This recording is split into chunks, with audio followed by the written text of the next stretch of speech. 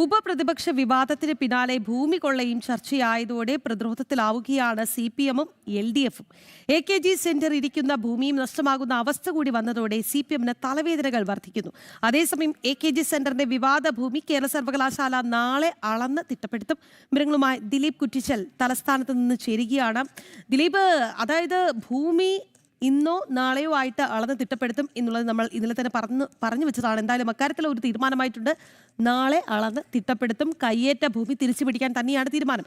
അതോടൊപ്പം തന്നെ ഈ ഉപനേതൃസ്ഥാനത്തെ ചൊല്ലി CPI ഇടഞ്ഞു നിൽക്കുന്ന ഒരു സാഹചര്യമുണ്ട്. CPM-ന്റെ വല്യേട്ടൻ മനോഭാവം വലിയ രീതിയിൽ വിമർശനങ്ങൾക്ക് കാരണമാകുന്ന സാഹചര്യമുണ്ട്. ഇതെങ്ങനെയാണ്, എന്താണ് ഈ LDF-ന്റെ ഒരു സ്ഥിതി, എങ്ങോട്ടാണ് കാര്യങ്ങളുടെ പോക്ക്?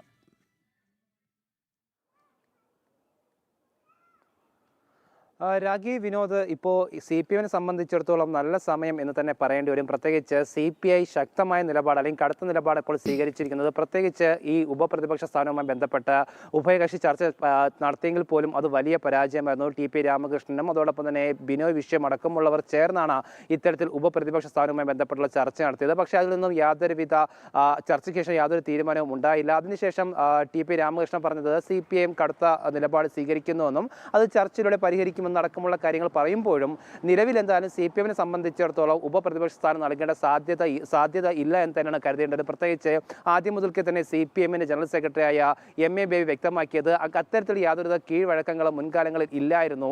അതുകൊണ്ട് തന്നെ പുതിയൊരു കീഴ്വഴക്കത്തോട് താല്പര്യമില്ല എന്നടക്കമുള്ള കാര്യം തന്നെയാണ് MA ബേബി വ്യക്തമാക്കിയത്.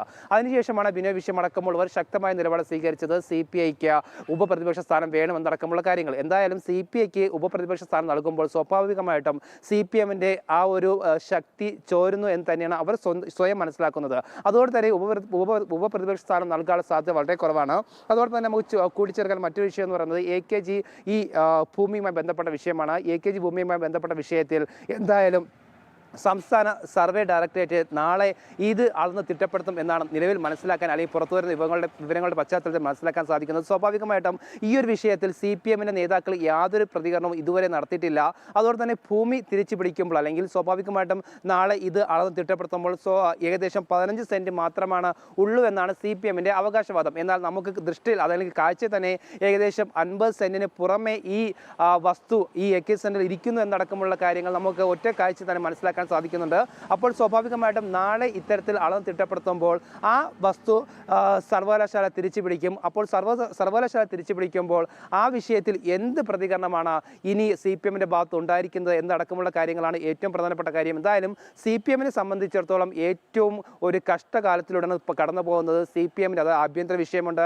അതോടെ തന്നെ വിഴിഞ്ഞ വിഷയവുമായി ബന്ധപ്പെട്ട് നേതാക്കൾക്കിടയിൽ തന്നെ വലിയൊരു അഭിപ്രായ ഭിന്നതയുണ്ട്. അങ്ങനെ നോക്കുമ്പോൾ സ്വാഭാവികമായിട്ടും CPM-നെ ഈ വലിയൊരു പരാജയം ഏറ്റുവാങ്ങിയതിനു ശേഷം വലിയൊരു പ്രതിസന്ധിയിലൂടെയാണ് കടന്നു പോകുന്നത്.